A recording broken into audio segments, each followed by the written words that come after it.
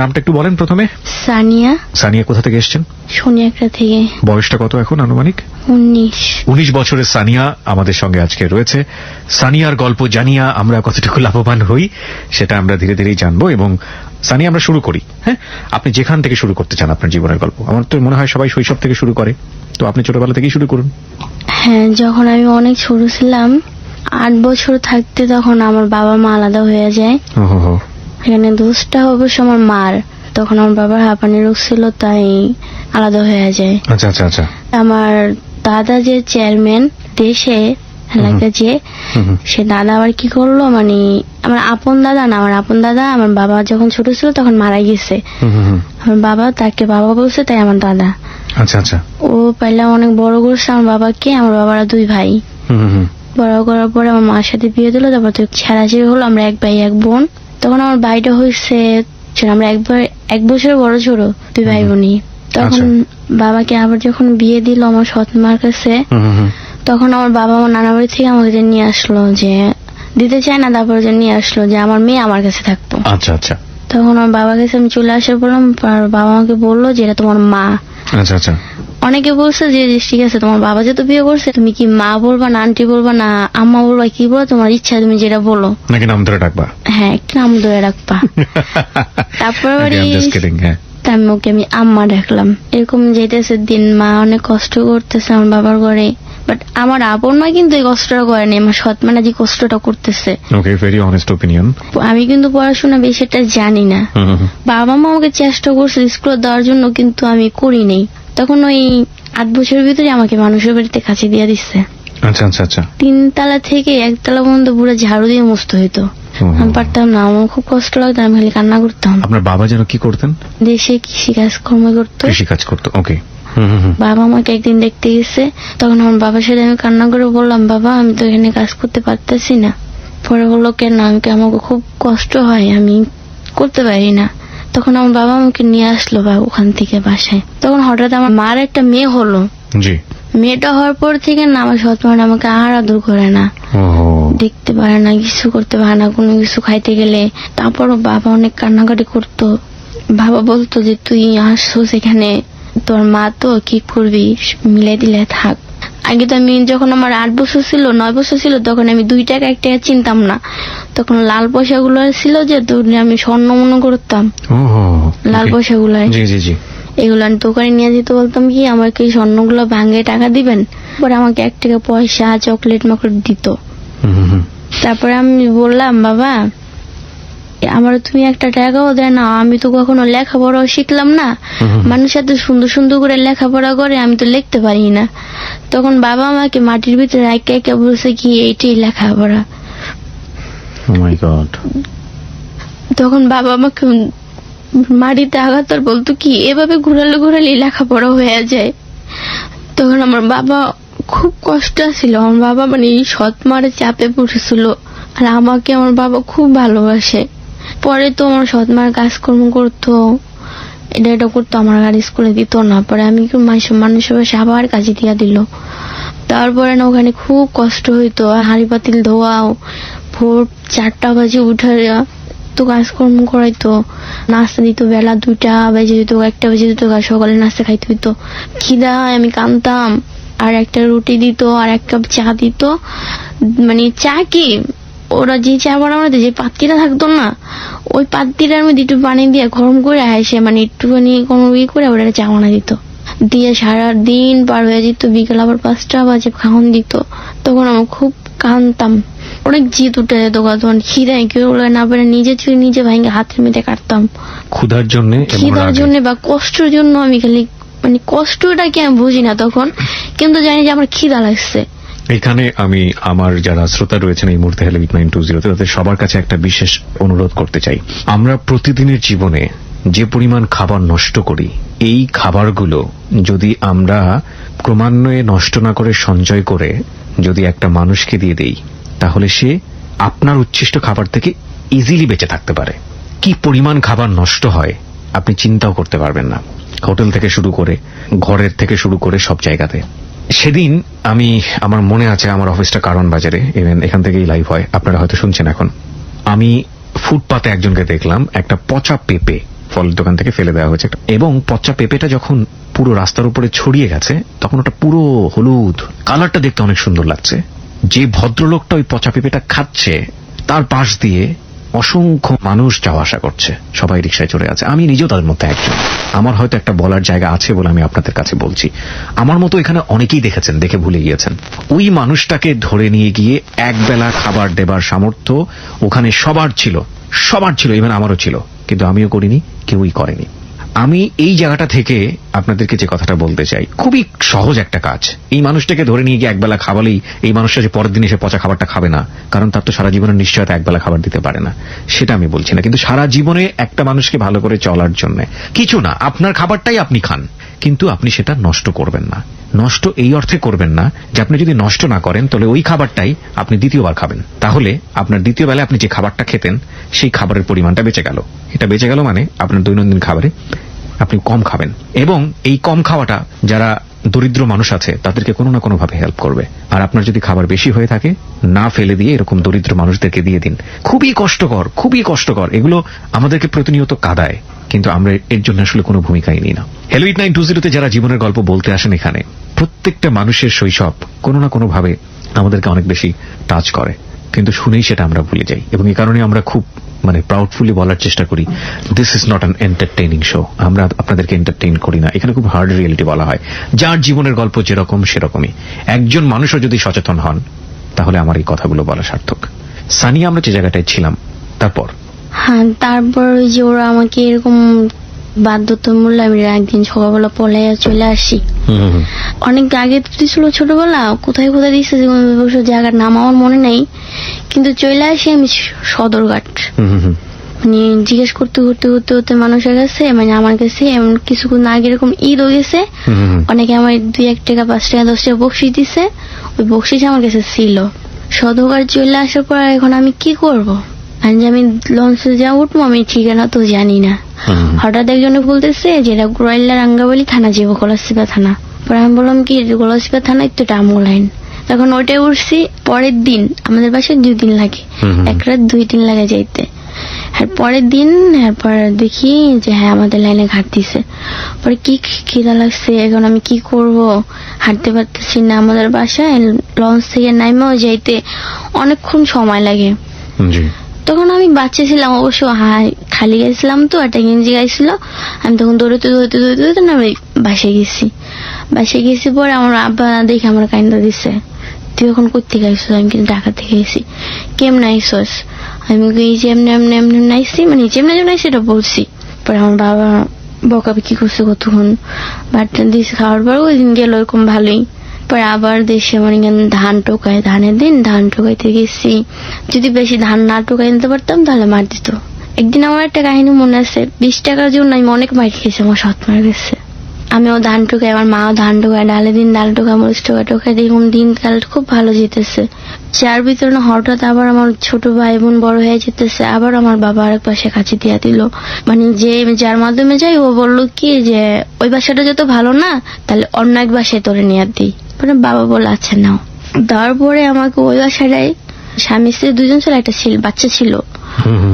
আপনার বয়সই ছিল না, বাচ্চারা 4-5 বছর ছিল, আর আমি তো তখন 9-10 স্বামী স্ত্রী আর ওদের একটা বাচ্চা ছিল। হ্যাঁ, ছেলে না মেয়ে? ছেলে বাচ্চা ছিল। আর আপনার বয়স হচ্ছে 9-10 বছর? 9-10 বছর এরকম।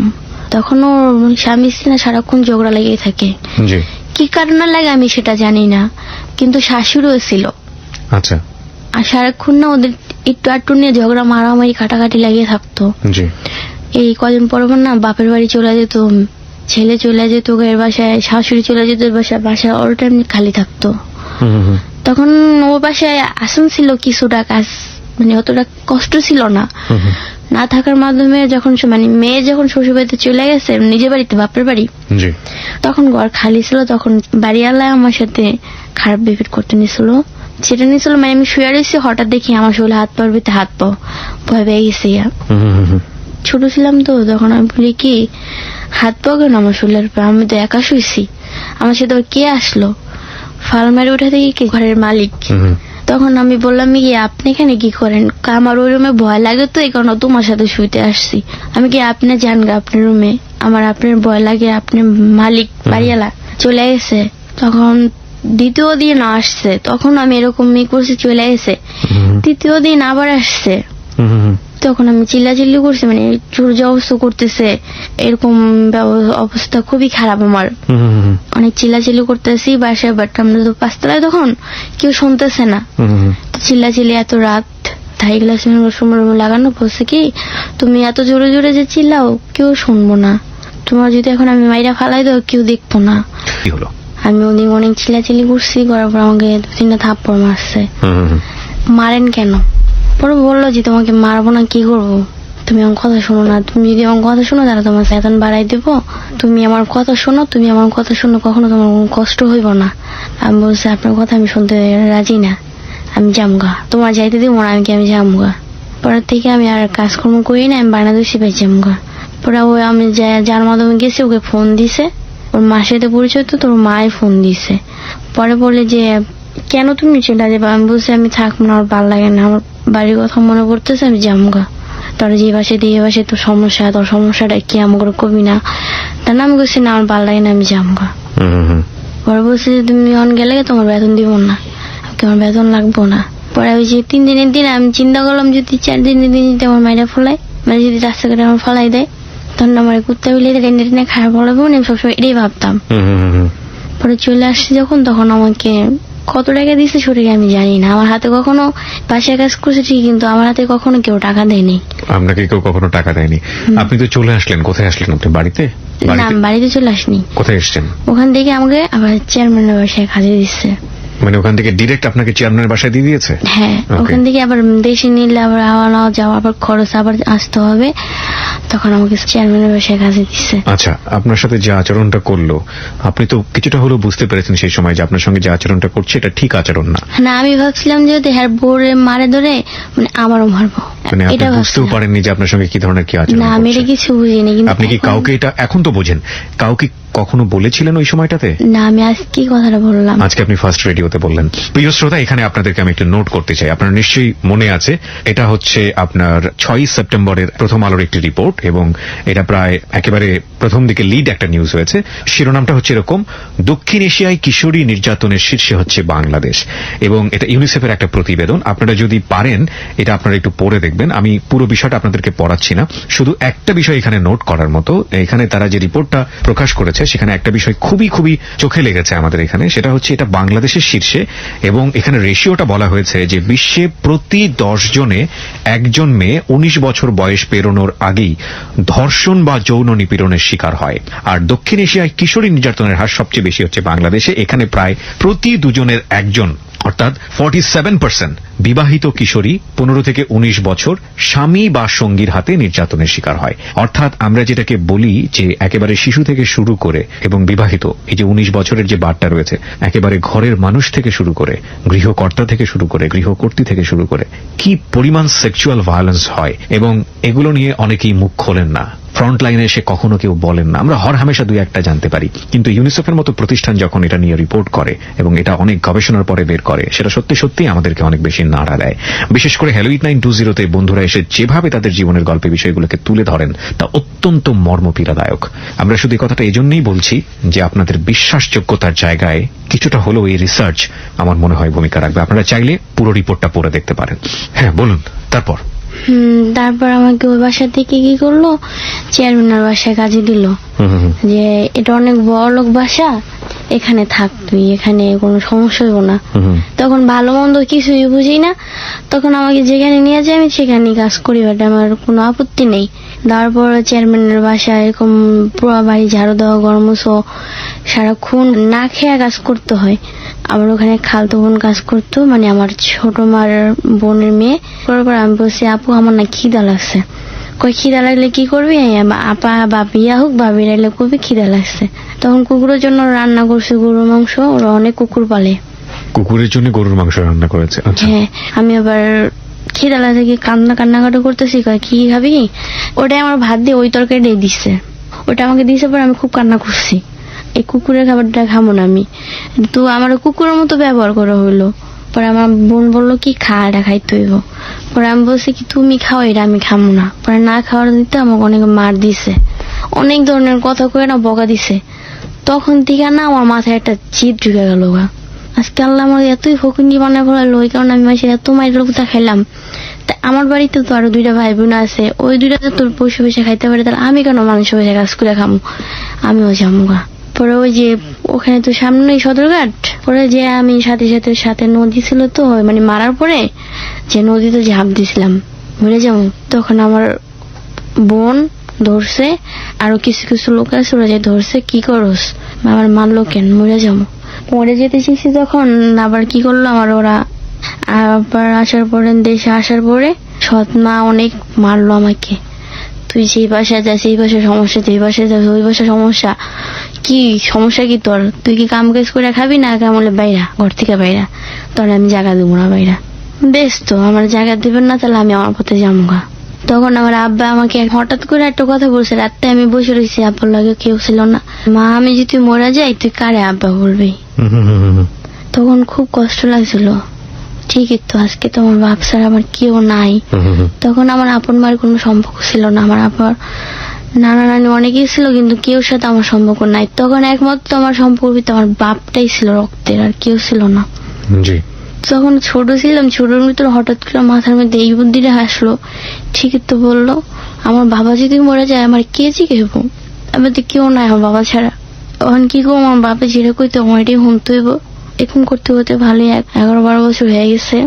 তখন হঠাৎ করে মানে 12 বছরে আমার মা আসলো, উদা মানে হাওয়ার মতো উড়ে আসলো, এসে বললো আমার মেয়েকে আমি নিয়ে যাবো, দরকার লাগলে আমি কেস করবো, মামলা করবো। তখন আমার মা বললো কি, আমি তোর নিয়ে যাবো, তুই আমার দ্বারা থাকবি, পড়াশোনা করবি, আমার মানুষের মতো মানুষ হবি, এই না থাকলে তুই মানুষ হইতে পারবি না, তার বাপে একটা অমানুষ, তুই একটা অমানুষ হবি। আমি কইছি আমার বাপে যদি অমানুষ হইতো তাও তো আমার বাপের কাছে কাছে রাখছে, আর তুমি তো মানুষই হতো, তোমার মা তোমার কাছে আমার খোঁজ খবর নিলা না। পরে মা অনেক ঝড় তুফান পার করে না আমার মানে নিতে পারলো না। পরে হঠাৎ করে একদিন নতুন যখন 20 টাকা নোট বাইরেছে, একটা নতুন 20 টাকার নোট চকচক করতেছে, মানে ওই নতুন নোটটার নাম আমার খুব ভালো লাগছে। আমি বললাম কি এটা কয় টাকার নোট, তখন আমি কিন্তু চিনি না এটা কয় টাকার নোট, কিন্তু আমার 12 বছর। তারপরে না আমি ওইটাকে মানে আমার আম্মার কাছে না বললা আমি নতুন টাকাটা নিয়ে নিছি। পরে একদিন আম্মা বলে কি যে তুই নতুন 20 টাকা নিয়েছিস, আমি নিয়েছি, কয় দে, আমি কি দিব না, ওইটা আমি লাগবো।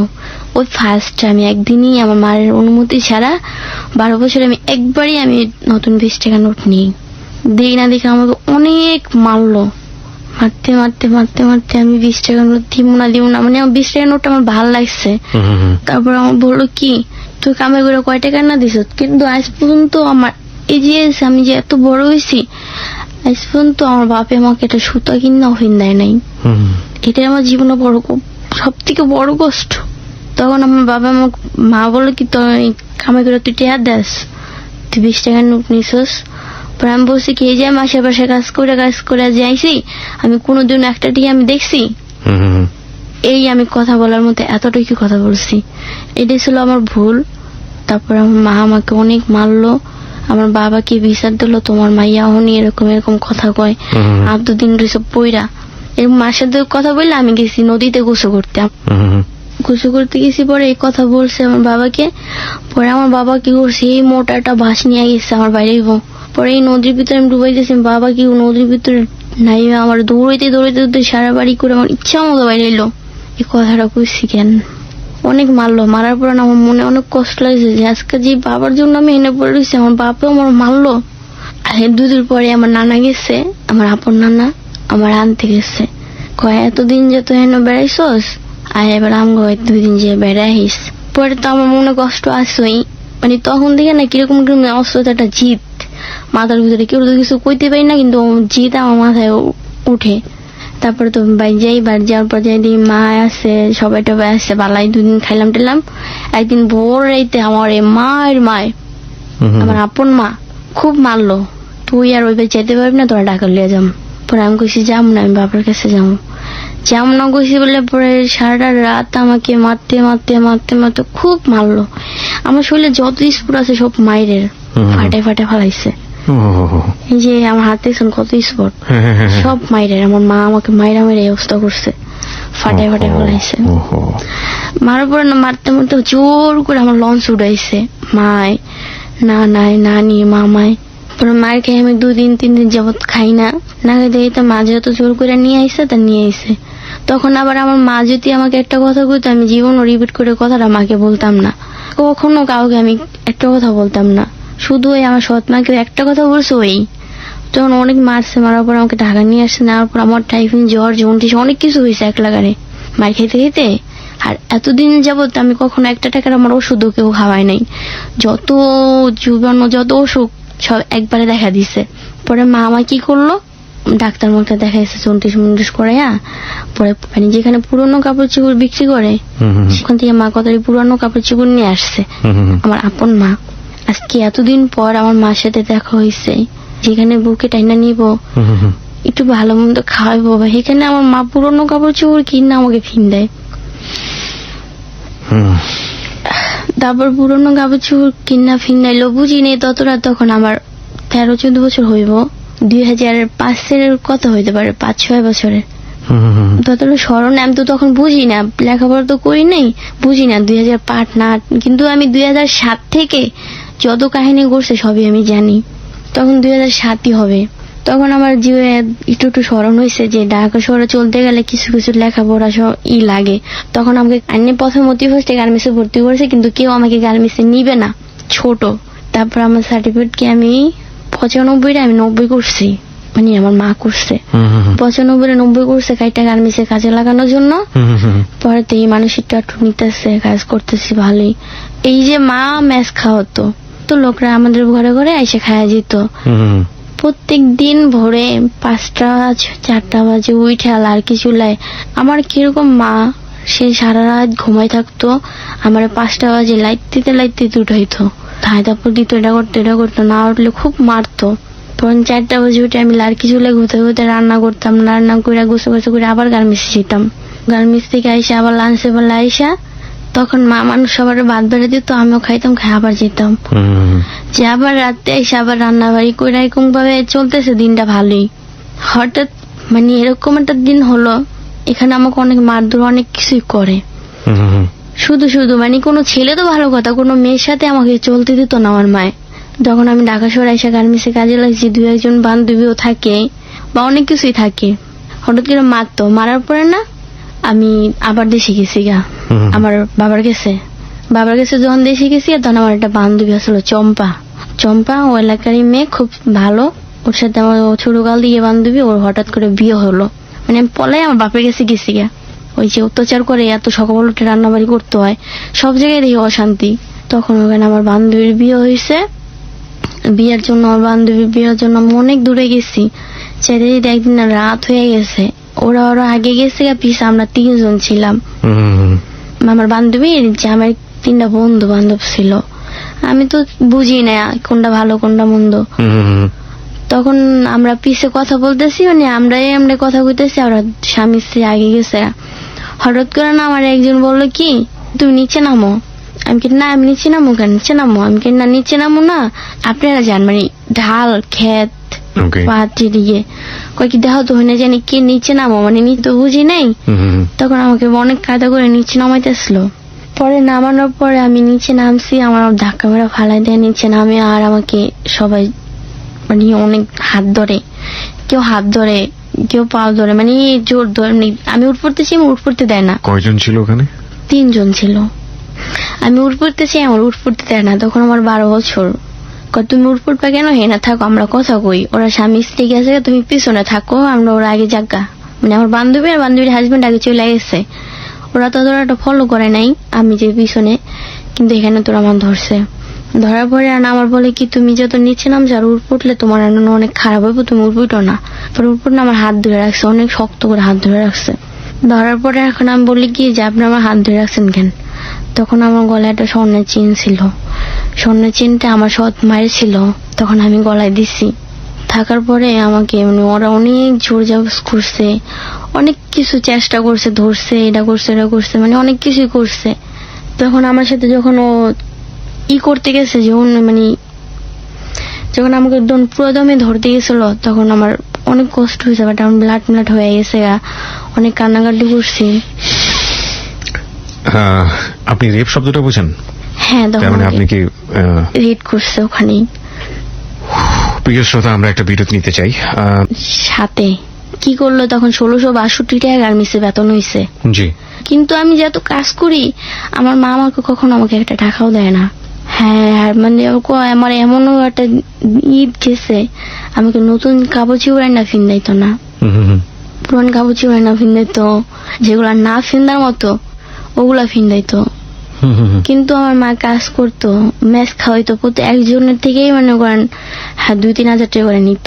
এখানে আমি একটা সত্যি কথাই বলি, যেটা জীবনের কাহিনী বলতেছি, সত্যিটা বলে বলুন বলুন। আমার মার কাছ থেকে মানে আমার বাবাজি বিয়ে করছে একটা, আর আমার মা বাবার কাছ থেকে যে বিয়ে করছে 4টা। এটা সব থেকে খুব খারাপ। মানে আমার মাকে আমি কোনোদিনও মাফ করবো না। বুঝতাম না, একটার পর একটা বিয়ে করতো, একটার পর একটা বিয়ে করতো, দেশে নিয়ে যেত, তখন তো আমি জানতাম না, বুঝতাম না। আমার মা বিয়ে বসে 4টা, আমার বাবাকে নিয়ে 5টা, কারণ খুব কষ্ট লাগতো। ওকে, হ্যাঁ বলুন। তারপরে এখন দিন তো ভালো যেতেছে, যাওয়ার পরে না হঠাৎ মানে মা দেশে চলে গেছে। তখন লোক ছিল 2টা, মানে খাইতো আমাদের ঘরে। তখন মা আমার কাছে টাকা দিয়ে গেছে, বলছে হিসাব করে করে খরচ করবি, হিসাব করে করে রান্না করবি। তখন আমি গার্মেন্টসেও কাজ করতাম, আবার একদিন গার্মেন্টসে যাইনি, কারণ আমার পক্ষে সম্ভব না। তখন আমাকে মানে আমার পক্ষে সম্ভব না যে আমি রান্নু, আবার জামু, আবার দুপুরবেলায় খাওয়ানো সবার লেগে বাড়মু, আবার রাত্রেও সবার লেগে রান্নু। তখন মানুষ ছিল 4 জন। তখন আমি 2 দিন গার্মেন্টসে যাই নাই, যা রাঁধতে যাই দেখি চাল শেষ। আমি একটা লোককে বললাম, মামা আমার কাছে তো, আমি তো চাইলের বাজার সদার কোনো নিয়ম কারণ কিরকম কোন দাম আমি জানি না, আমি আপনার 200 টাকা দিই, আপনি আমার 5 কেজি চাইলে না দিয়ে যাবেন। পরে লোকটা বললো কি, আচ্ছা তুমি আমার 200 টাকা দাও, আমি 5 কেজি চাইলে না দিয়ে যেতেছি রাত্রে, মানে আমি সকালবেলা রান্না করবো। সে আমাকে কি বললো, রাতে দিয়া যাই বলে এই যে গেছে, আর কোনো খবর নেই। সকালবেলা দেখে কি মাকে সদর বাজার থেকে নিয়ে আসছে। এখন তো আমার ঘরে চাল নেই, আমি তো রাঁধতে পারিনি, কেউ না খেয়ে রয়েছে। আচ্ছা, আমি এখানে একটু পরিষ্কার হতে চাই, আমি ঠিক বুঝতে পারলাম না, এই মামাটা কে যাকে আপনি চালের জন্য টাকা দিলেন? আমাদের ঘরে মেস খাইতো। ও, পাশেই থাকতো, আপনাদের ঘরে মেসে খাইতো? হ্যাঁ, মানে মেস খাইতো, মানে আপনাদের ঘরে খেত, টাকা দিত প্রতি মাসে? আচ্ছা, আর আপনার মাকে কে নামিয়ে নিয়ে আসলো সদরঘাট থেকে?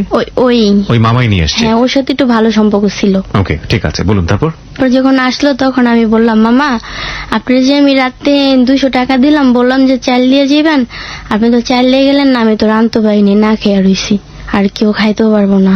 আমি যখন ওকে টাকাটা দেই তখন আমার একটা বান্ধবী না, মানে পাড়াপড়শি একজন বসে ছিল, ও দেখছে যে আমি ওকে 200 টাকা দিছি। ও আমাকে বললো কি ডাইরেক্ট যে তুমি আমার কখন টাকা দিছো, কিসে টাকা দিছো? তখন আমার না খুব কষ্ট লাগলো। না বলার পর থেকে আমি ওই যে মেয়েটা আমার সাথে বসেছিল ও মেয়েটা ডাকছি, আমাকে দেখো আপু, আমি না হ্যাঁ মামার রাতে 200 টাকা দিছি তোমার সামনে। কয় কি, হ দিছস তো। কয় কি, কার লাগে রাইতে ঘুরে মুড়ে কস দিলাই আমার 200 টাকা দিছস, দেখ। এই কথা শোনার পরেই না মা আমার কথাটা একটু শুনলো না, আমাকে মা তখন সাথে সাথে খুব মারলো। ওটি ইট আনামনা ইট আমার গায়ে ঢিলাইলো, আর আমার ঢিলাইলো, ইট দিয়ে শেষ হলো। কিন্তু আমার মা আমার বিশ্বাস না করে ওই লোকটাকে বিশ্বাস করলো। জীবনে প্রথম কষ্ট জায়গা উঠলো, ওই মায়ের গুতায় খাইয়ে আমি গার্মেন্টসে গেছি। ওদিনই বেতন দিছে, যেদিন আমি মার খাইছি 1662 টাকা ওদিনই বেতন পাইছি। তারপরে না আমি আর ওই যে নার্গিস আপা, মানে আমার সাথে ছিল, মানে পাশের রুমে, ওই নার্গিস আপা বলে নাই, হ্যাঁ ও তো বেতন পেয়েছে। মা রাত্রে জিজ্ঞেস করছে, নার্গিস তগো কি বেতন দিছে? পরে নার্গিস আপা না আমাকে সবসময় কইছে তুই দূরে কোনো জায়গায় জাগা। আমাকে কই যাবো, আমি ঢাকা শহরে কিছু চিনি না। পরে ওই নার্গিস আপা না ওদিন নিজেই বুদ্ধি করে বলছে কি না বেতন দেয় নাই বলতে পারে। আমি আসছি পরে আমার লাভ দিয়ে জিগাইছে, নার্গিস আপা আমার তাতে যে ধরছে, তোর মা যদি কয় বেতন দিস তুই কবি না। পরে না আমিও কইছি না বেতন দেয়নি, কালকা দিব। ওদিনই আমার মানে এত কষ্ট, আমি সারাদিন খাইনি। পরে কানতে কানতে না পরের দিন সকালবেলা না আমি ঘুম থেকে ওইটাই হাঁটা শুরু করছি, এই মার কাছে আমি থাকবো না। আমি যত হার গর্ভধারী মাইয়া, হ্যাঁ আমার বিশ্বাস না করে হার ঘরে খায়, ওই বেটার বিশ্বাস করলো 200 টাকা লেখা। তখন আমি একটু টাকা সংকটটা বুঝি। পরে সকালবেলা উঠে আমি হাঁটতে হাঁটতে হাঁটতে হাঁটতে অনেক দূরে গেছি, যে একটা রিক্সাওয়ালাকে বললাম কি ভাইয়া আমাকে রেল লাইন নিয়ে যান। মানে আমার কথা রেল লাইন তো অনেক বস্তি বস্তি থাকে, যদি ওখানে যাই তাহলে হয়তো আমার কোনো জায়গা দিতে পারে। পরে লোকটা না, রিক্সাওয়ালা লোকটা না খুব ভালো, আমাকে বললো কি আপনি রেল লাইন যাবেন কেন? মানে আমাকে রেল লাইন মানে অনেক মানুষ থাকে, তো আমি ওই মানুষের লাগে থাকবো। রেল লাইন কি ভালো মানুষ থাকে? তুমি রেল লাইন যাবা, তুমি আমার লাগে আমার বাড়িতে আহো। কি হয়েছে? আমি কি আমার বাপ মা আমার অনেক মারছে, আমি বাপ মা যাবো না। তখন রেল লাইন না নিয়ে বেটা কি করলো, বেটার বাসা আমার নিয়ে গেল। বেটার বাড়ি 3টা মেয়ে আর বউ ভাড়া, হ্যাঁ রিক্সা চালায়। পরে বেটার বাড়িতে আমার নিয়ে গেল, নেওয়ার পরে ওই ভালোই চলতেছি আমার ওখানে। তখন তো আমি হেল্পার ছিলাম। বললো কি তুমি কি কাজ করো? তখন আমি সাহস করে বললাম কি আমি গার্মেন্টস অপারেটর। বলে কি তুমি অপারেটর? আমি কি হ্যাঁ। পরে আমাকে ডিএডি থানা পুকুরপাড়ার ইন্টারভিউতে নিয়ে যায়, অনেক বড় গার্মেন্টস। তখন আমি ইন্টারভিউ দিই, আল্লাহর মধ্যে একটু হয় পারি। পরে বল না আমার নিয়ে নিচ্ছে। তখন আমার বেতন হয়েছে কত, 2,500 টাকা। যত সিনিয়র না, নর্মাল ওভার টাইম নিয়ে আমি 3,000 টাকা পাবো। তখন ওর বাসায় আমি ম্যাচ খাইলাম, খাওয়া থাকে আমি ওকে 2,000 টাকা দিব। আমি বাবুরাইল ওই এলাকায় একটা ছেলের সাথে পরিচয় হয়। কিভাবে হলো পরিচয়? কি মানে আমি যে বাসায় থাকতাম ওরা ফলো করতো যে এই এলাকায় মেয়েটা নতুন আসছে, কোথা থেকে আসছে। মানে ওরা আর 2-3 বন্ধু মিললে মানে আমাকে কিছু একটা করার সিদ্ধান্ত নিয়েছিল। নেওয়ার পরে হঠাৎ করে একদিন আমি বিকাল আমাকে বলে কি মানে আমার সাথে ওর যে বাসায় ছিলাম ওর মেয়ে ছিল, ওই মেয়ে আর আমি আর ওই মেয়ের একটা বান্ধবী দুজনে হাঁটতেছি। হাঁটার মধ্যে ওই মেয়েটাকে ডাক দিয়ে বলে কি তুমি ছবি দেখতে যাইবা? ওই মেয়েটা বলছে না আমি ছবি দেখতে যাব না। পরে আবার আমাকে জিজ্ঞেস করছে না তোমারে নিমো না নিমো ওই যে তোমার বান্ধবী নতুন ডারে। পরে আমার জিজ্ঞেস করছে যে তুমি ছবি দেখতে যাইবা? আমি কি না আমি ছবি দেখি না, আমি জীবনেও ছবি দেখি নাই। তারপর সে আমাকে বলে কি ভালো না গেলে। পরে যখন আমাকে এটা জিজ্ঞেস করলো পরে আবার জিজ্ঞেস করলো যে তোর কি জিজ্ঞাসে? পরে আমি বলছি কি যে ছবি দেখতে যাইবো। ছবি দেখতে যাইবো তা ল। পরে না গেছি। সবাই যত কইছে 3 বান্ধবীর লাগে 3 বন্ধু একজেস হয়ে গেছে, আমি ওর সাথে পড়ছি। ছবি তখন আরম্ভ হয়েছে, তখন নিয়ে গেছে। তাই কইছে অনেক ভালো মন্দ কথা কইতেছে, তুমি তোমাকে আমি ভালোবাসি এরা সেটা। আমি বলছি না আপনি অনেক বড় লোক ছিলেন, আপনার সাথে আমার মানায় না। কথা বলতে বলতে বল না হঠাৎ করে আমরা যে বেঞ্চটা বসছি, যে বেঞ্চটা ঠাস করে ভাঙ্গা পড়ে গেছে। খুব মানে আমি ভয় পেয়ে গেছি, এটা কি হলো? পরে কি বেঞ্চ ভাঙ্গে গেছে কি ভালো কথা। পরে না আমি বের হয়ে পড়ছি। আসার পর না এমনি চলতেছে কয়দিন, চলবো না। একদিন আমাকে বলে কি আসো আমরা এক জায়গা থেকে ঘুরে আসি। আমি বলি না আমি ঘুরতে যাবো না, আমার কাজ আছে। পরে একদিন ঘুরতে নিয়ে যায়, ছবি টবি দেখায় তারপর হ্যাঁ ছেলেটাই। এই ছেলেটা কিছু করতো না। পরে খুব ভালোই চলতেছে। হঠাৎ একদিন আমি বেতন পাইছি। আমার কাছে তুমি বেতন পাইছো? আমি হ্যাঁ পাইছি। হিসাব করছে মানে আমি কয় টাকা বেতন পাইছি। আমি তো খুব ভালো ছিলাম, তো ওর হাতে দিয়া দিছি। তারপর না ও কি করছে সব টাকা গুণ না 500 টাকা রাখা দিছে। আমি আর কিছু বলি নেই। এই টাকা আমি চা নাস্তা খাবো না, তুমি বাইর যাও। আমাকে আচ্ছা। মানে এলাকার একটা ছেলে, ওর বাড়ি বাবুরাইল, ওর বাড়ি জার্মান থাকে, ওর নিজস্ব বাড়ি বাবুরাইল 3 তলা বিল্ডিং। যে তোমাকে আমি ভালোবাসি। আমি কি আপনার আমি ভালোবাসি না? কে আমি কি আপনার কত বড় লোক? কোথাও হতো আমার গায়ে লেখা আছে কিনা বড় লোক। তখন থেকে ভাবে ভালোই। তো হঠাৎ করে না একদিন আমি ওর বলিনি যে হ্যাঁ আমি ভালোবাসি। যে বাসাটা ছিলাম, যে ভাইয়ের বাসায়, ওই ভাইয়ের মেয়ে আর আমি একসাথে ছিলাম না, থাকার মতন ওই মেয়েটা আমাকে বলে কি যে আসো সানি আপু, যে আমরা ওর বাসায় যে দেখি বইয়া রয়েছি আহ ঘুরে টুরে আহি। মানে ভূত মাথার ভিতরে চাপাই দিছে আমার, যা ওরে বললে ও তোমার ঘুরতে নিয়ে যাবো। তো ওরা তো অনেক বড় লোক, ওর গেটের সামনে আমি গেছি, যাই আমি কই কি সেলিম ভাই আছে? পরে না ওর মা আমাকে কি বকা দিল, চন্দ বকা দিল। সেলিমের দ্বারা আবি না চন্দ বকা দিল। আমি কই বাবা আমি দেখছো তোর লেগে আজকে আমি বকাটা খেলাম। পরে বাসায় যখন এসে পড়ছে তখন না মানে এলাকা পুরো ছড়াই গেছে গা সেলিমের লাগে আমার লাগে সম্পর্ক। আমি তো কিছুই জানি না যে ওর লাগে আমার সম্পর্ক কি এর। পরে হঠাৎ করে ও আমার কি করছে, ওর এক মানে আত্মীয়ার বাসায় আমার রাখছে। ওই দোকানদারের ও খালু রাখে, তো ওই বাসায় আমার নিয়ে রাখছে। ও রাখছে কয় কি আমার কারণে তোমার এত বকাবকি করে, তাহলে চলো তোমার আমি এক জায়গায় নিয়ে রাখি। রাখার পর না এই প্রতিদিন ও আসতো, আসে না আমাকে অনেক কিছু করতো। বিয়ের আগে আমাকে সব হয়ে গেছে ওই বাসায়। তা একদিন 2 দিন তারপর ওর বড় ভাই জানিয়ে গেছে যে আমি এবার থাকি। কি করলো, আরেকটা বাসায় ভাড়া করে মানে ম্যাচ থাকার ভাও করে দিল। থাকতেছি, ও আমার কাছে আসতেছে যাইতেছে, সবকিছুই হইতেছে। তখন ওই বলছে আমার একটা বাচ্চা এসে বড় বেটে। ওহো, ছেলেটার নাম কি ছিল? সেলিম। ওকে। আসার পরে আমি অনেক বমি করতে কিন্তু জানি না। পরে ডাক্তার দেখাইছো নিয়া, তো বলছে আমি প্যান্ট। পরে পরে আমার বললো কি আমি তোমার বিয়ে করবো, তুমি ফালাই দাও এটা এখন। আমি বলছি এটা এখন কেমনে ফালাবো, আমার ভয় লাগে, আমি ফালাইতে পারবো না। অস করে ফালাইছে। তোমার কদিন পরে বিয়ে করি, বাড়িতে সবাই জন রাজি। সেই সময়টাতে আপনাকে কোথায় রেখেছিল? ওর আন্টির বাসায়। ওর আন্টি এসব জানতো? পাড়াবসি, হ্যাঁ, ওই নিয়ে ফালাইছে। আর ডাক্তারের সাথে পরামর্শ করে হেরাই নিয়ে গেছে বড় কথা। আমি তো মনে করছি আমার বিয়ে করবো, এমনি 2008 শেষ হয়ে গেছে, 9 পড়ছে ফেব্রুয়ারির দিকেই। আর ওর সাথে আমার সাথে ভালো সম্পর্ক। ও বলতেছে আমাকে যে আমি তোমাকে বিয়ে করবো, আমার ফ্যামিলির আমি রাজি করাইনি। ওকে। কিন্তু ওর সাথে আমার এতদিন ধরে সম্পর্ক, ও কোনোদিন আমার ফ্যামিলির কথা জানতে চায় নাই। ফ্যামিলি কোথায় আছে, কি করে, ফ্যামিলি কি করে না করে কখনো জানতে চায় নাই। ওকে। আর আমার মাথা কোনোদিন এরকম স্মরণ হয় নাই যে ওরা জানতে চায় নাই কি এখানে আমি জানি না। তারপরে ভালোই ওর সাথে এরকম সম্পর্ক, কিন্তু প্রেম প্রীতি এরকম না। কিন্তু ওর সাথে আমি কথা বলি, সম্পর্ক মানে ও আমাকে যা যা বলে আমি তাই করি। আচ্ছা।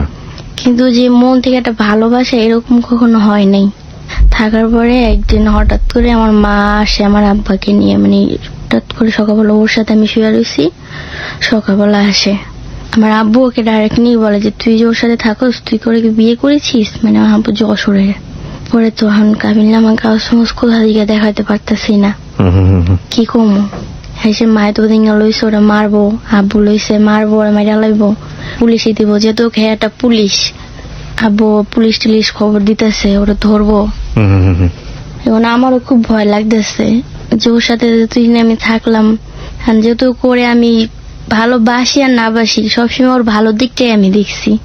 হঠাৎ করে পুলিশে আইসা পড়তেছে, গাড়ি আসছে, ওর নিয়ে যাবো। ওই অবস্থায় কি করলো, 2 তলা থেকে ফাল দিছে, গেছে। এখন তো আমি একার বাড়ির ভিতরে সবাই আমার খারাপ জেনে গেল, সে মেয়েটা খারাপ দিকে ওর সাথে আছে। পরে একদিন ফোন দিয়েছে, পরে আমি ভালো মতো বলছি তুমি কই? আমি আসি বাসায়। আমি আচ্ছা তুমি যে বললা আমার বিয়ে করবা, বিয়ে কি করবা না? এটা কতদিনের সম্পর্কের পরে, এটা ওনার সাথে পরিচয় হওয়ার পরে যে আপনারা? 1 বছর পরে। 1 বছর পরে। ওকে। পরেও বললো কি হ্যাঁ আমি তোর বিয়ে করবো। তো আমার যদি বিয়ে করো তাহলে তুমি 2 তলা থেকে ফাল দিয়ে দৌড় দিলা কেন? পরেও বলে আমার ভুল হয়ে গেছে। পরে বাড়ির ভিতরে তখন তোমার মা ডাইরেক্ট বলছে যে আমি তোর মাইয়া মানুষে মানি না, কোনোদিন আমার কাছে আসবি না। আমি কি কবে তুমি আমার মাইয়া বলতে বানছিলা? তুমি যদি আজকে ভালো হইতো তাহলে কি তোমার আমার কপালে এত অশান্তি হইতো? এমনি যাই। এবারে হঠাৎ করে একদিন আসছে, পয়লা বৈশাখের দিন। পরে আমাদের পাশের বাড়ি ভাড়াইটারা, ওরা আমি বলি কি আন্টি আমার তো বিয়ে হয়নি, এখন ও বিয়ে করতে রাজি হয়েছে। কথা ওরা আসতে বলে আমরা নিয়ে বিয়ে দিয়ে দেবো। পরে ফতুল্লা গাজি বসে নিয়ে ওরে পয়লা বৈশাখ মাসের 14 তারিখে বিয়ে দিচ্ছে। ওর কোনো অভিভাবক ওখানে ছিল? ওই বিয়েতে ছিল না, ওর কেউ ছিল না, আমারও কেউ ছিল না। ওই পাড়াপড়শিরা মিলিয়ে আপনাদের বিয়ে দিয়ে দিল, গাজী অফিসে বিয়ে দিয়ে দিয়েছে। বিয়ের সময় যে রেজিস্ট্রিটা হয়, সেই রেজিস্ট্রির ফটোকপি বা কোনো কিছু কি আপনি সংগ্রহ করেছিলেন?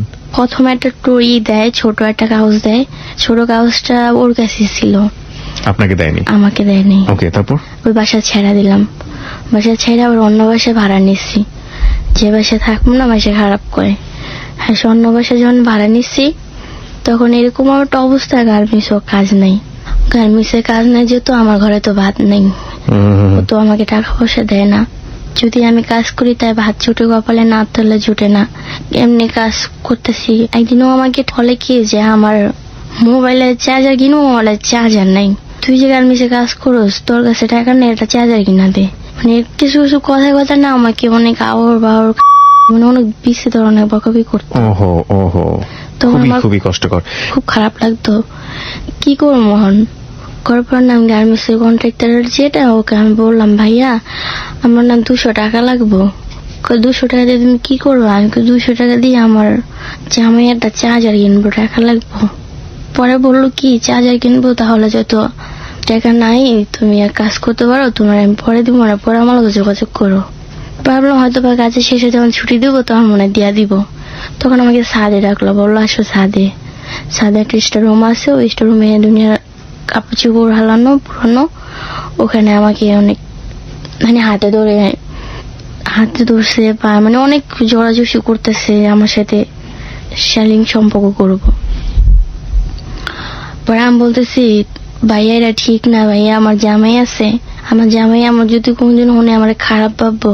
সেটা অনেক জোরাজুরি করার পরে আর করতে যত না পারে আগে আমাকে তারপর 200 টাকা দিয়ে দিছে। 200 টাকা এই 200 টাকা আপনি কি করলেন? ধার করলেন তার কাছ থেকে? ও আমাকে একবারের জন্য দিয়ে দিছে 200 টাকা। ওকে। ও যে অনেক কিছু যোগাযোগ করছে, আমি যেন কাউকে না বলি। কি 200 টাকা নিয়ে আমি কাউকে আর কিছু বলি নাই। আমি পাশে গেছি, যা বলছে কি কন্ট্রাক্টরের কাছ থেকে আমি এটা ধার নিচ্ছি ওর চার্জার কেনার জন্য।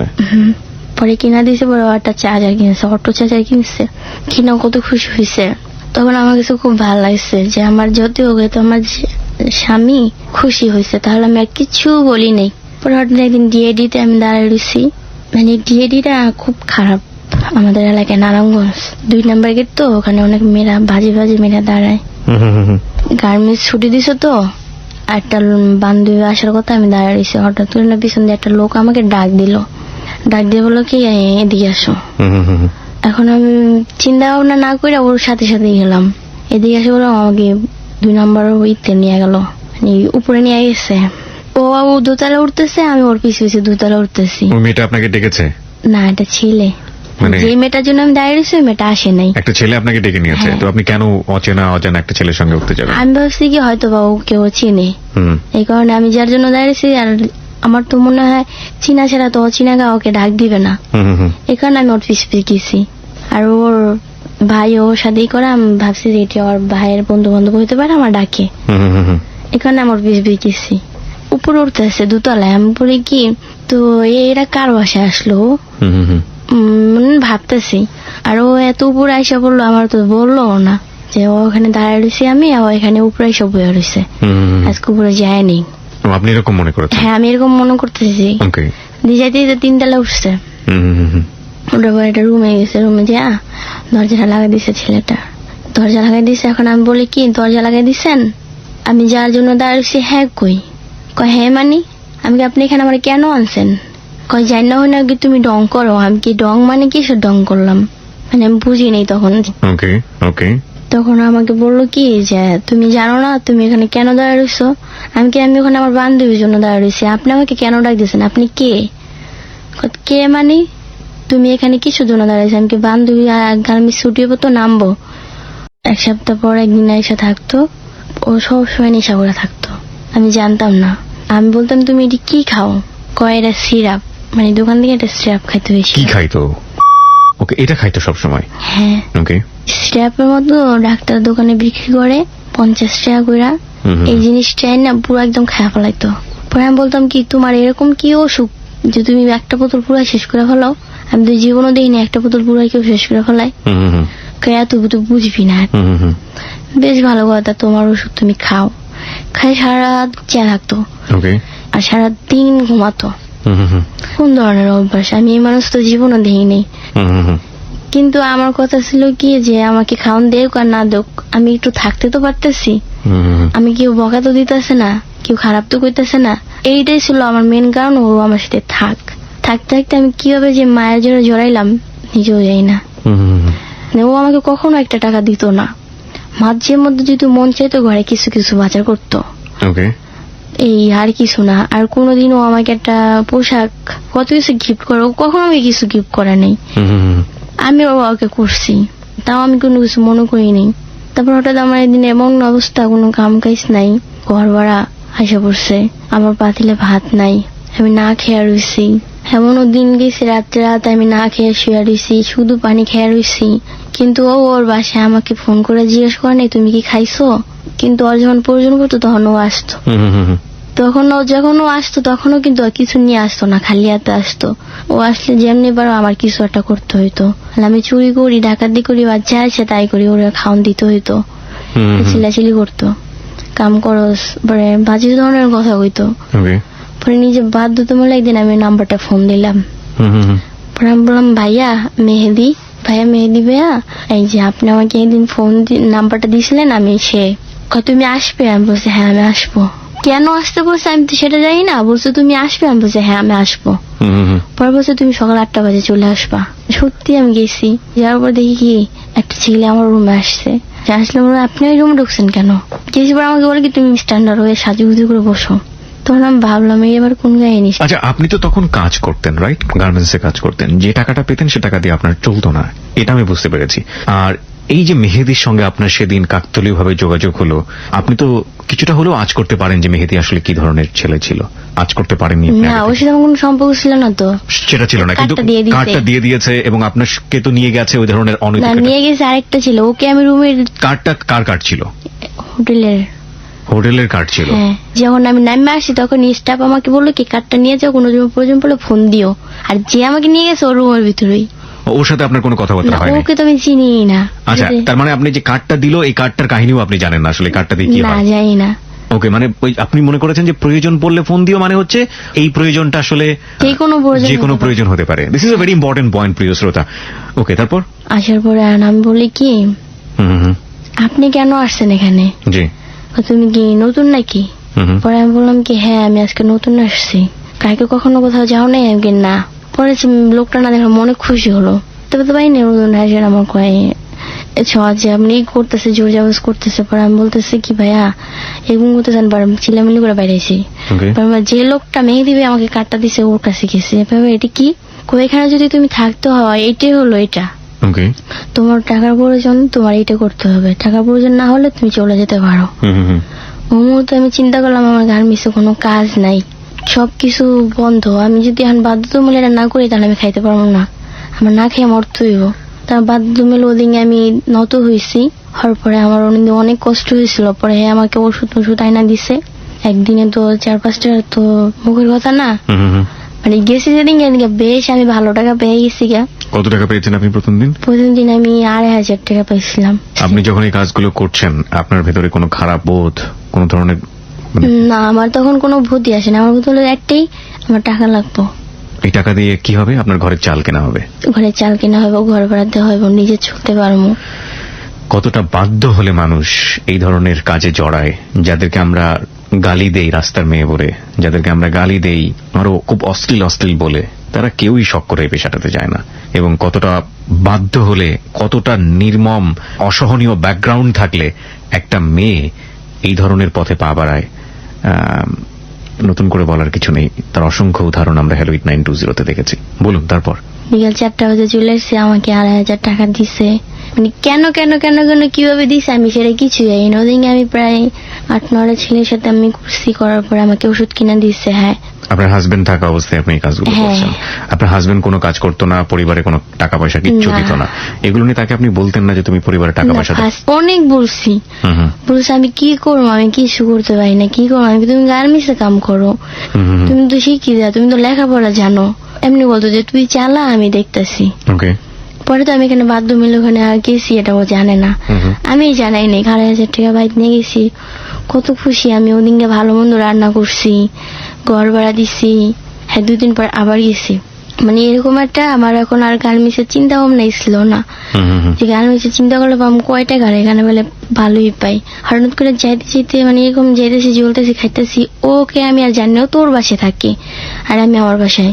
সপ্তাহে একদিন আছে, সপ্তাহে একদিন তো আমি বাসায় থাকি। পরে একদিন যাইতে আসে, হঠাৎ করে একদিন না আমার আব্বু পুলিশের চাকরি করেছে, ও রেট দিছে ওখানে। যা দেখি আমি ওখানে মুখ লুকে আসছিলাম, নাচিনার ভাঙ করে আসছিলাম। I am totally speechless. আপনাকে একটু থামাচ্ছি। আপনি যে হোটেলটাতে কাজ করতেন সেই হোটেলে আপনার বাবা গেল কিভাবে? রেট দিতে পুলিশ ছিল তো। আপনার ওই পুলিশ বাবাটা হ্যাঁ, গিয়েছে? পুলিশ বাবা। মানে আসল বাবাটা না, আসল পুলিশ বাবা। বাবা গেছে রেড দিতে এবং গিয়ে দেখে আমি। আপনার সঙ্গে চোকাচোকি হয়েছে? না, আমার সাথে চোখাচোখি হয়েছে, কিন্তু আমাকে নাচিনার ভাঙ করছে, আমি নাচিনার ভাঙ করছি। তার মানে সে চিনেও না চেনার ভান করেছে। হ্যাঁ। তারপর ওখান থেকে আমার নিয়ে গেছে। পুলিশে নিয়ে গেছে? হ্যাঁ, নিয়ে যাওয়ার পর থেকে আমাকে ওই থানার ওখান থেকেই বলছে, মানে অন্যজনের কথা বললে বলছে ওরা যাই টাকা বললো, তুমি অন্যজনের মাধ্যম দিয়ে আমাকে সাইড করে দিচ্ছে। তখন আমি চিন্তা করলাম যে আমি মুখ কেমনে দেখাবো মুখ। পরে আব্বু আবার আম্মু ওকে বলছে, আম্মু বিশ্বাস করে না। তখন তো নারায়ণগঞ্জে একটা ইসলাম মেহেদি নাম, মানে লোকটার নামও মেহেদি আর এইটার নামও মেহেদি। একটা মহিলার কাছ থেকে আমি একটা নাম্বার নিছি ঢাকার পল্টনের দিকে। ঢাকা আসলাম একদিন, আসার পর থেকে সম্পর্কটা হয়ে গেল। হঠাৎ করে আমি আবার হই, কনসিভ করে ফেলেন? হ্যাঁ।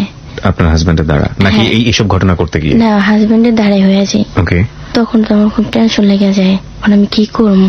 আপনি যে কাজগুলো করছেন নিয়মিত, আপনার হাজবেন্ড কি জানতো? জানতো, যেন না জানার ভাঙ্গুরা থাকতো। কিভাবে জানলো? এত টাকা পয়সা আগে তো আমার কাছে দেখতো না, আর এখন আমি একটু ভালোভাবে চলতেছি, দেখতেছে, বুঝতো, কিন্তু কিছু বলতো না। কিছু বলতো না। আপনি জানতেন যে আপনার হাজবেন্ডের বাড়িতে কে কে আছে, কারা থাকে? কখনো গিয়েছিলেন বিয়ের পরে? হ্যাঁ, বিয়ের পর আমাকে নিয়ে গেছিল একদিন। তারপর? সবাই বলছে কি তুমি একটু কষ্ট করে থাকো, আমরা ম্যানেজ করে নিতেছি। নানাতে যে আমি অরফেনমেট হয়ে গেলাম। হওয়ার পরে কি হলো, এখানে দোষাটা আবার এটাকে আমার করতে হইলো। এই 2টা আমি ওয়াশ করলাম। ও আমাকে যখন যেটা করে আমি তখন তেড়ির মতো চলতেছি। আমার কথা কি, আমি মনে হয় ভালোবাসি, ও আমার হাজবেন্ড, এভাবেই যেতেছে। কিন্তু আমার মা বাবার সাথে কেউর সাথে আমার সম্পর্ক নাই। তখন আপনি এই ধরনের হ্যাঁ, এটা করতেছি। গার্মেন্টস এর পেশা পুরোপুরি ছেড়ে দিয়েছেন? কি মাঝে মধ্যে যাইতাম। আপনার পুরো মাস মিলে কত টাকা রোজগার হতো? 10-20 হাজার টাকা হইতো। 10-20 হাজার টাকা? হাতে দেখতাম না, হাতে কোনো টাকা পয়সা থাকতো না? থাকতো না। ও মাঝখানে আবার কি হলো যে ওর একটা কাহিনী ঘুরছে, একটা অচেনা ছেলেদের সাথে আমি গেছি। ওপার মানে কোন ওপার? নদীর ওপার। নদী? কোন নদী? বুড়িগঙ্গা নদীর ওপার। বুড়িগঙ্গা নদীর ওপারে গিয়েছেন? হ্যাঁ। ওকে। পরে আমাকে একটা ছেলে নিয়ে গেছে। কখনো কোথাও যাই না, মনে একটাই ভয় ছিল, কি করি না করি, যে আশেপাশে থাকি, যদি কখনো শুনি তো এমনি আমার যেটা হয় এটি আমার না। একটা ছেলের সাথে গেছি, যাওয়ার পর একটা মেয়ে, ওখানে আরো 2টা ছিল। থাকার পরে ওখানে আমাকে ঘুমের ওষুধ খাওয়াই আমাকে যা করার করে, আমার টাকা নুপুর ছিল, পায়ে টাকা পয়সা ছিল, মোবাইল ছিল, সব নিয়ে গেছে গা। পরে ভোরবেলা দেখি কেউ নাই রুমের ভিতরে। একটা লোক আসছে, আইসা বলো তুমি কে। এখন অনেক বড় ধরনের একটা গ্যাঞ্জাম হয়ে গেছিল। যার যার সাথে আসছে ওর নাম বলে কেউই চেনে না। পরে আমার কাছে একটা টাকা নাই। পরে আমি অনেক কষ্ট কইরা বাসায় আসছি। আসার পরে আমার হাজবেন্ড বলে তুই কই আসলি। ওদিন আবার আমার হাজবেন্ড আবার বাড়িতে আসছিল। মোবাইলটা আমার ছিল না, আমি জানি না। পরে গিয়ে আমি জিদের মতো আমি সব কইয়া দিছি। অনেক তো কষ্ট, আমি আর পারতেছি না। ওরে আমার কষ্ট সব থেকে একটি, যেদিনকে আমি ওর সব কথা বললাম, ওদিন আমার একটা কথাও বললো না, চুপ করেছিল। চল যেমন চলতেছস, এমনি এতটুকু কথা বললো। তো ওদিনকে পর থেকে আরো ফিরে হয়ে গেছে আমার সাথে, যে গুটি খায় মাসেরা, তুই খাবি কিনা, ও আমাকে বলে আপনাকে নেশা করার জন্য। নেশা করার জন্য বললাম এটা কেমনে করে, টাকা দিয়ে আমি আনি। ঠিক আছে, আমি টাকা দিলাম। ও দিনে 4-5টা নিয়ে আসলো, সুন্দর। ও আমাকে খাওয়া দিতেছে, আমি খাইতেছি, আমি খাইতে পারতেছি না। ফার্স্ট আমি স্মোকিং করি। কি খেলেন আপনি? সিগারেট খাচ্ছি, পরে নিশা জগৎ যে গুটি। গুটি কি মানে? ইয়াবা খাচ্ছেন আপনি? হ্যাঁ, এটাকে আমি খেলাম ফার্স্ট ওর সাথে। খাওয়ার পর থেকে না আমার কিরকম একটা লাগলো, যে নিজেকে নিজে চিনতে ভুল লাগতেছে, যে আমার জামাই জীবনের সম্পর্ক যে লাগে, আজীবনের সম্পর্ক যার লাগে, হে আমার আজকে এটা করালো, থাক জীবনটা শেষ করে দিলাম। পরে থেকে আমি ড্রিঙ্কস করতাম, সব ধরনের আমি নিশা ছড়ে গেলাম। বান্ধবীরা দিন গাঁজা খায়, আমি বলছি যে গাঁজা খামু দাও আমারে। ওরা বাবা খায়, ওদের কাছ থেকে বাবা আমিও নিয়ে খাইছি। এরকম করতে করতে আমি ভালো নেশা হয়ে গেছে আমার, অল টাইম খাইতাম। খাইতে খাইতে এমন দিন গেছে ভারে যে আমরা ড্রিঙ্কস করতাম। পরে যাওয়ার পরে হঠাৎ করে দেখলাম কি আমি আবার প্রেগনেন্ট হলাম। পরে বললাম দেখো আমি আবার হয়ে গেছি, তাহলে এটা আমি রাখবো। পরে গাছে রাখ, তোরা যখন রাখতে মন চাই। কিন্তু এতদিন ওর ফ্যামিলিতে কেউ মানা নিতে পারে নাই। 7 মাসে নিয়েও আমি ওখানে গেছি আইসি, কিন্তু ঘর ভাড়া আমার দিতে হইতো, সব আমার করতেই হইতো। 7 মাস অবস্থায় আপনি ওখানে গেছেন? হ্যাঁ। তারপর ও আমার কয় নাই একটা দিনের জন্য তুই চাইস না ওখানে। এই বেবির পরিচয় নিয়ে কখনো আপনাকে সে প্রশ্ন করেনি? না, বেবি ওর মতোই হয়েছে না, কিন্তু যখন আপনি কনসিভ করলেন ওর মনে কোনো সন্দেহ আসেনি? আমি জানি না, ও বলছে যে হ্যাঁ আমার। ও বলেছে এটা ওর? ওকে। 7 মাস অবস্থায় গিয়ে আপনি হোটেলে এই ধরনের কাজ করতাম।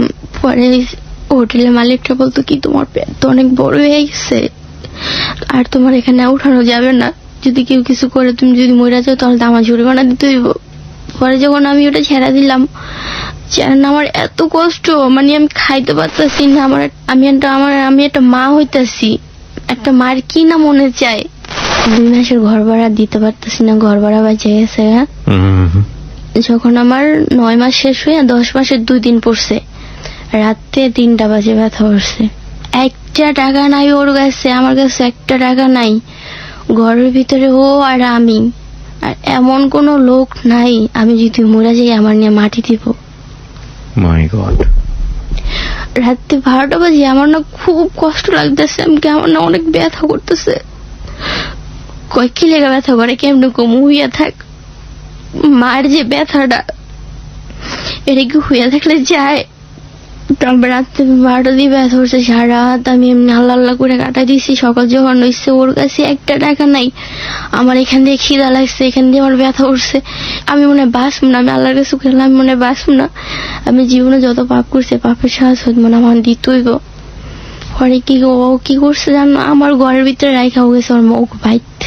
সকালবেলা তুই কেন বল, আমি বাইর থেকে আইতেছি।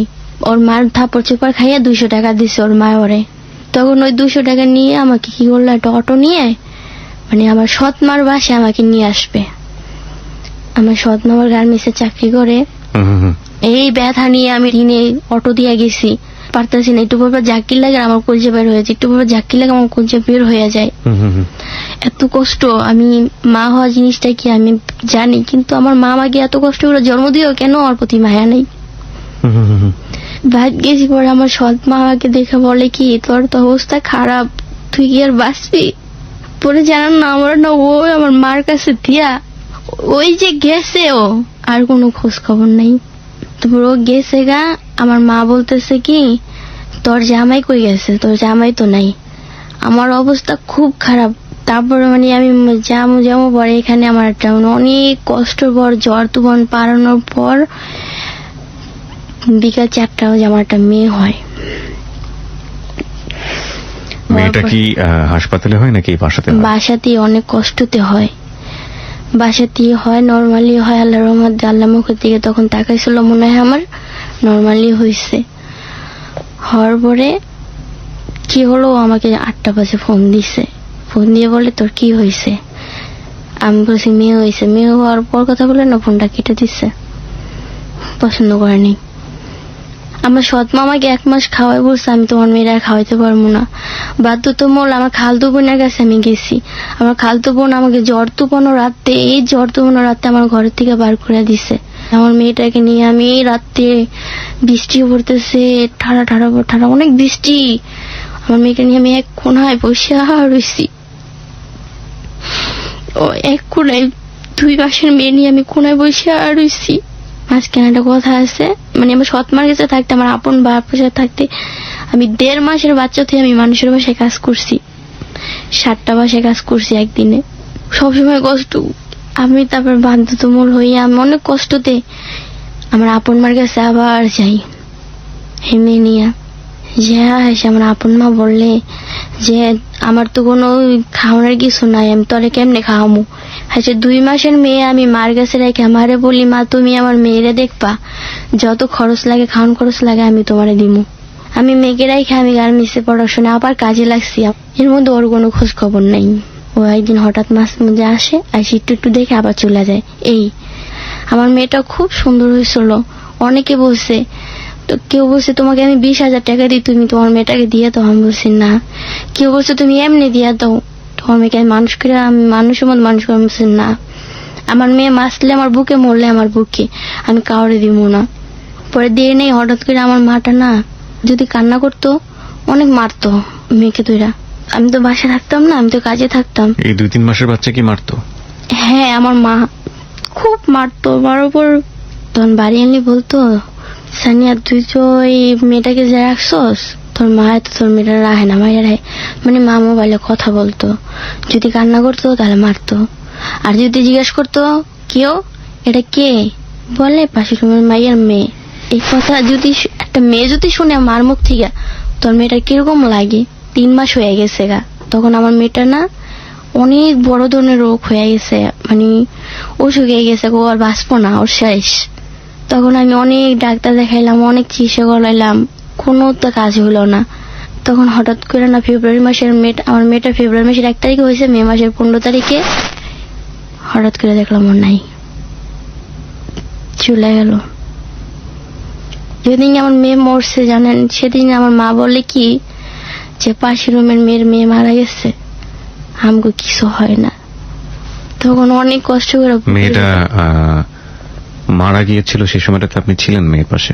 হ্যাঁ, রাত্রে নিয়ে শুয়েছি। আমার মেয়েটাকে না আমি কি বুকের দুধ তো খাওয়াইতে পারতাম না, এতটুকু একটা ফিটার ছিল, যেটাকে 1 বছর বাচ্চারা যে ফিটারটা খায়, ওই ফিটারটা যখন একটু বড় হয়েছে, তখন পেটটা বড় হয়েছে না, তখন আমি আমার মেয়েটাকে বোতলের মধ্যে ফিটার বানিয়ে খাওয়াইছি।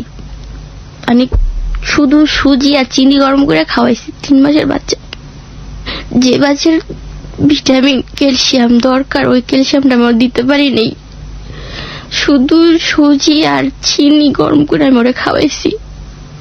এমনও সময় গেছে আমি ওরে না খাওয়াই রাখছি, বোতলের মধ্যে ফিটার ঢুকে আমি ওকে আমার মা খাওয়াইছে আর আমি গার্মেন্টসে কাজ করছি, কারণ আমি ঠিক মতো খাবার পাইনি। আমার একটা মার ঠিক আপনার হাজবেন্ড তাকে দেখতেও আসেনি 3 মাসের মধ্যে? দেখতে আসছে, মানে একটু আসে আমরা ধরে ধরে চলে যাই, কিন্তু এক টাকা দিয়ে কেউ আমাকে সাহায্য করে না। প্রিয় শ্রোতা, আমরা ও বলছিল যে কালকে সকালে ভিক্টোরিয়াতে নিয়ে আসিস, ভিক্টোরিয়ার পাশে আমি দাঁড়িয়ে থাকবো, ভিক্টোরিয়া হাসপাতালে নিয়ে আসিস। পরে তো রাতে আমি বউকে নিয়ে শুলাম, আর তো পাইলাম না। সকালবেলা দেখি শক্ত হয়ে রয়েছে। মাকে বলি, মা এটা কি?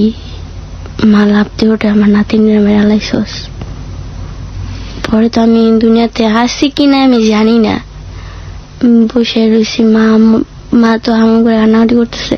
পরে ফোন দিছে, আমার মেয়েটা তো নাই। কতদিন পরে আসছে, আইসা বলে কি মেয়েটা যেহেতু মারা গেছে মাটি তো দিতে হইব। আমি ওদিনই আমার মেয়েকে যে আমি ছুঁয়ে সব দিছি, আমি জীবনও ভালো হবো না, আমি আজীবন খারাপ থাকবো। আমার মতো মায়ের এত কষ্ট কে? আল্লাহ কি আমার জীবনে কোনোদিন এক বিন্দু সুখ দেয় নাই? আমি কি এরকম পাপ করছি আল্লাহর কাছে? কোন পাপের খাসিয়ত আমার কাছে এখন দিতে হইতেছে? আমার কপালে সুখ দিল না, আমার মেয়েটাকেও লাস্টে নিয়ে গেল আমার কাছ থেকে। যাক, ভালোই হয়েছে। ও যদি দুনিয়াতে থাকতো হয়তো বা আমার মতো এরকম কষ্ট করতোই। তো 3.5 মাস ও যে খাসরটা পেয়ে গেছে, ও যে মরছে আমি ততটা কষ্ট পাইনি।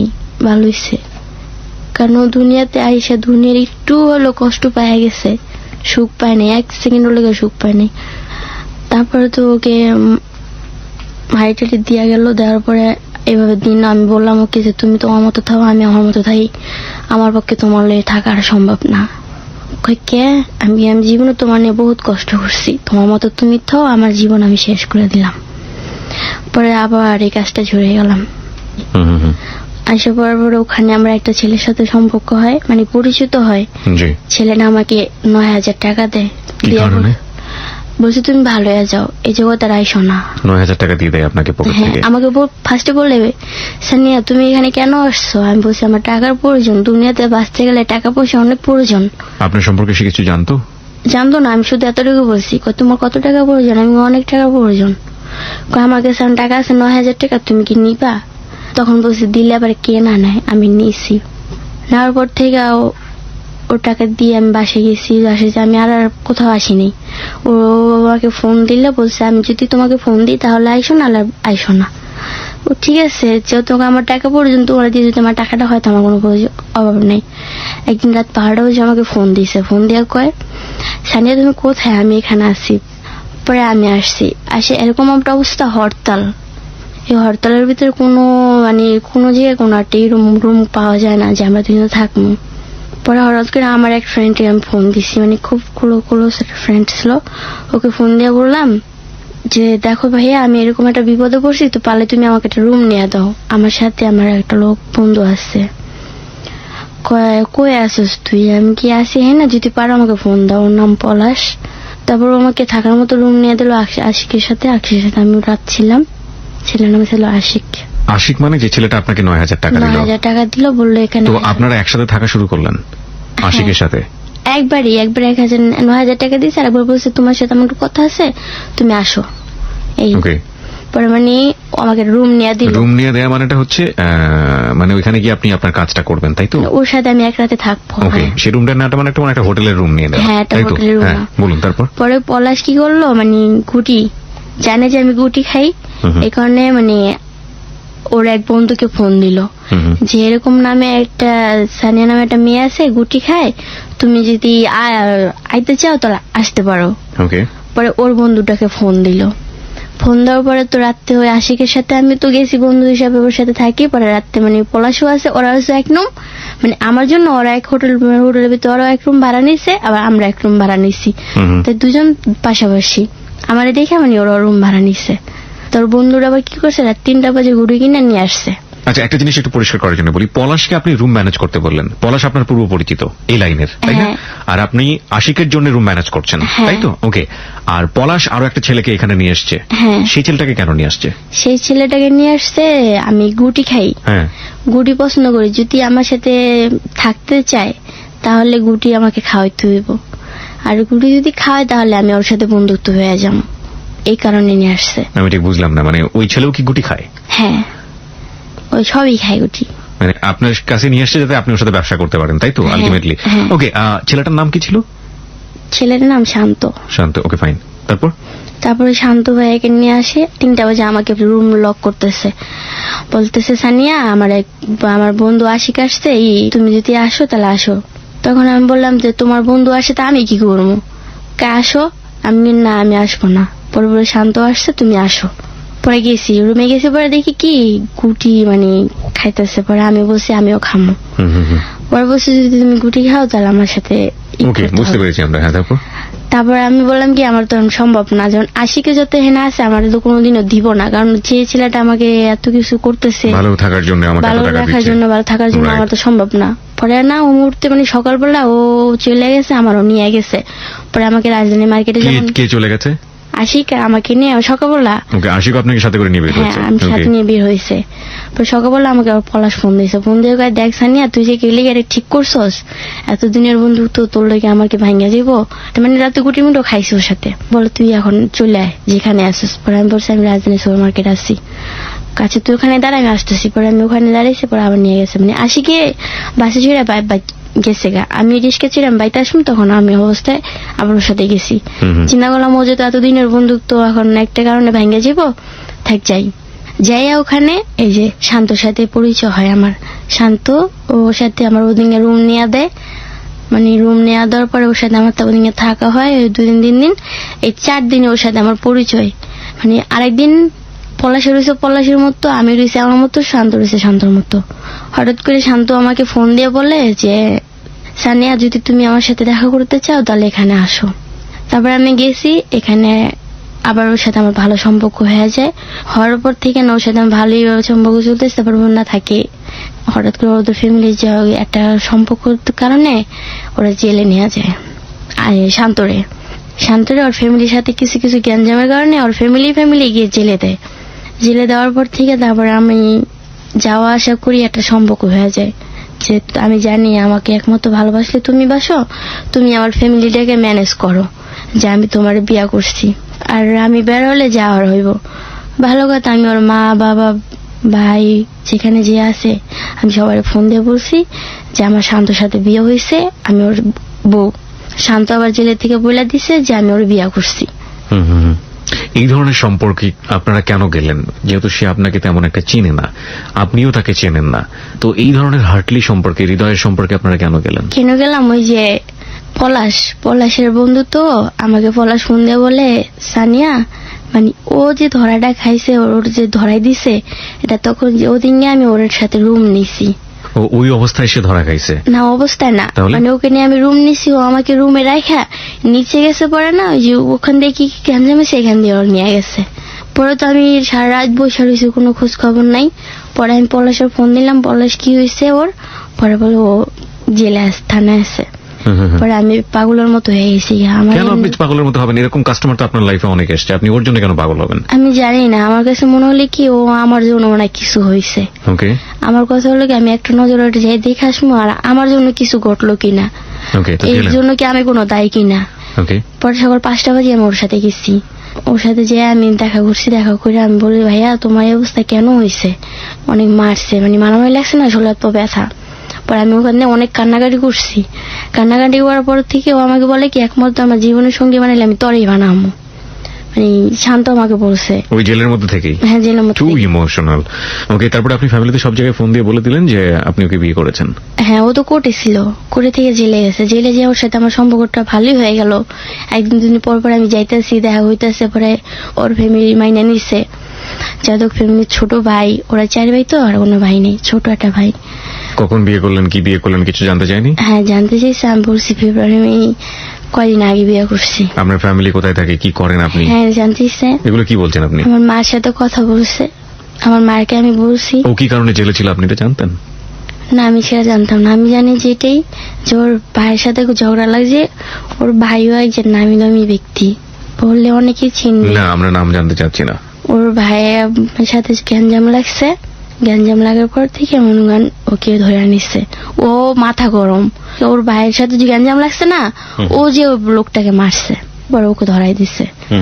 পরে এইভাবে হয়েছে কাহিনী। হওয়ার পর থেকে আমি ওর ফ্যামিলিতে তো অ্যাডজাস্ট করে নিলাম, ওর ফ্যামিলি আমাকে অ্যাডজাস্ট করে নিল। ও আমাকে এতটুকু বলছে যে তুমি যেমনে পারো এমনি তুমি আমার ফ্যামিলিতে ঢুকো, পরে নেক্সট এসে খালি তুমি আমার বইলা দিবা যে এমনি এমনি বলছে, যেন আমার কি জিজ্ঞেস করলে আমি বলতে পারি যে এটা এটা ঠিক। হ্যাঁ ঠিক আছে, যে বাইরে এসে তো ফেব্রুয়ারি মাসের 27 তারিখে বের হয়েছে। বের হয়ে এই যে ফেব্রুয়ারি মাসের 27 তারিখে ওর ঘরে আমি আসি। কারণে অকারণে যদি একটা কথা বলি খেয়ে যদি একটা ভালো কথা বলি খেয়ে মানে আমি বুঝতে পারি না, অনেক মারে। আপনি তো বিয়ে না করে ওর ফ্যামিলিতে আছেন? হ্যাঁ। ওর ফ্যামিলিটা জানে? না, কেউ জানে না। কেউ জানে না, কিন্তু ও আমার সাথে অনেক খারাপ বিহেভ করে। যখন মারে, খুব মারে, অনেক মারে। আমি যখন ফার্স্ট ওর ঘরে গেছি তখন কি কারণে জানি আমি একটা কইছি, একটা বকা দিয়েছি। আমি কই জানোয়ার মতো ব্যবহার করে, মানে ব্যবহারটা খারাপ করছে। ওর আমাকে এত বড় একটা ঝাড়ু বাড়িতে আমার পিঠটা শেষ করে ফেলাইছে অতি ফার্স্ট। যেই ফ্রেন্ডের সাথে আপনি পরিচিত হলেন, যে আপনাকে ও গুটি খায় বলে আপনাকে পরিচয় করে দিল, তার নামটা যেন কি ছিল? পলাশ।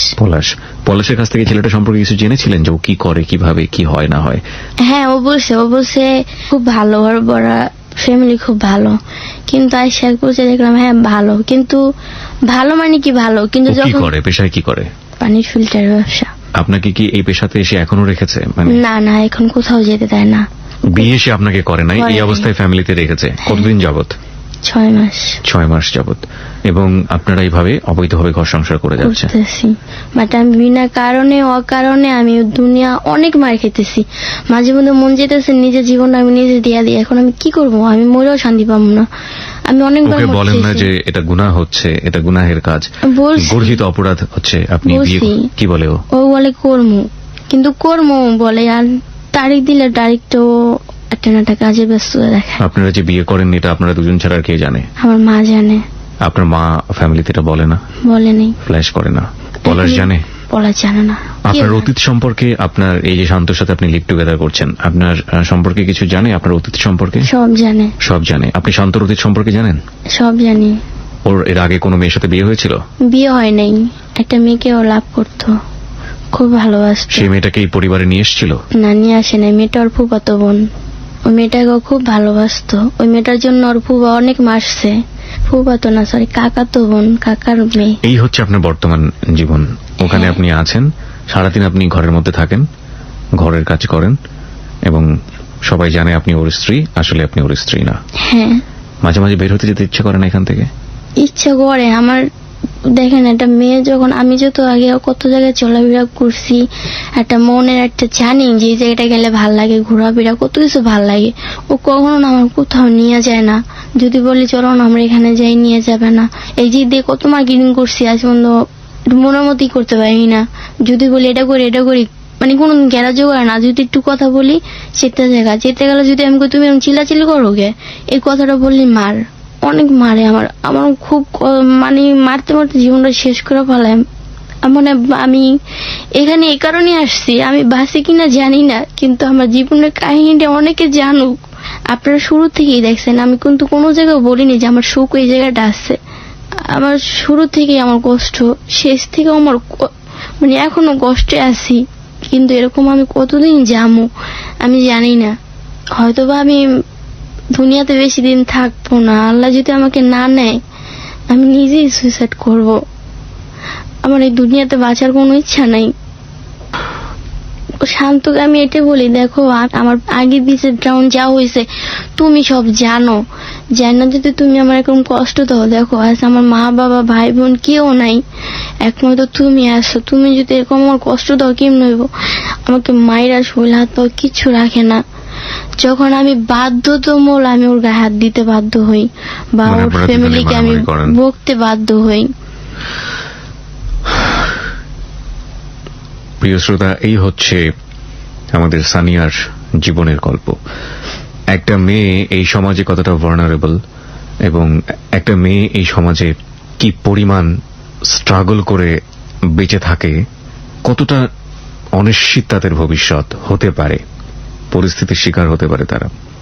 ঘরের মধ্যে সৎমা, সেখান থেকে শুরু করে আজকের এই 19 বছরের সানিয়ার যে জীবন, সেটা দুর্বিষহ, এটাকে সহ্য করা যায় না। আপনি কি স্বপ্ন দেখেন সানিয়া? আপনার এই বর্তমান সময়ে সুখী হওয়ার জন্য কি দরকার? আমার বর্তমান সময়ে আমার কিছু প্রয়োজন না, আমার শুধু একটি প্রয়োজন, আমি যেন ভালো একটা বর পাই, আমাকে মারবে না, আমাকে বুঝে। আমি যত ওকে বুঝি ও আমাকে বুঝবে, মানে কথা কথায় বকা দিবে না, কথা কথায় মারবে না। কারণ আমি না মার খেতে এত কষ্ট পেতে পেতে না, আমি কাঁদতে কাঁদতে আমার চোখের জল একদম শুকিয়ে গেছে। আমি চাই এরকম একটা লোক আমাকে, মানে আমি যার কাছে আছি সেও সব চাওয়া পাওয়া আশা সবই মিঠায়, কিন্তু এইটাই আফসোস ও কিছু হলে অনেক মারে, মানে তাছাড়া বেলতলা অনেক মারে। ওর নাম শান্ত, রাইট? শান্ত, আমার বিশ্বাস যে আপনি এই হ্যালো 8920 শুনছেন, আপনি ওর জীবনের সমস্ত গল্প জানেন, এবং আমার বিশ্বাস যে আপনি অনেক বড় মাপের, অনেক অনেক ভালো একজন মানুষ। আমাদের এখানে লাখ লাখ শ্রোতা আজকে ওকে শুনেছে। আমরা সবাই মিলে আপনাকে ভাইটিকে একটা রিকোয়েস্ট করছি, আপনি ওকে বিয়ে করুন। আপনি যা করছেন সেটা অত্যন্ত গুনাহের কাজ, এবং এটার জন্য আল্লাহ আপনাকে মাফ করবেন কিনা জানি না। একটা মেয়ে যাকে আপনি পছন্দ করেন বলেই নিজের পরিবারে নিয়ে জায়গা দিয়েছেন, হয়তো ও সব দিক থেকে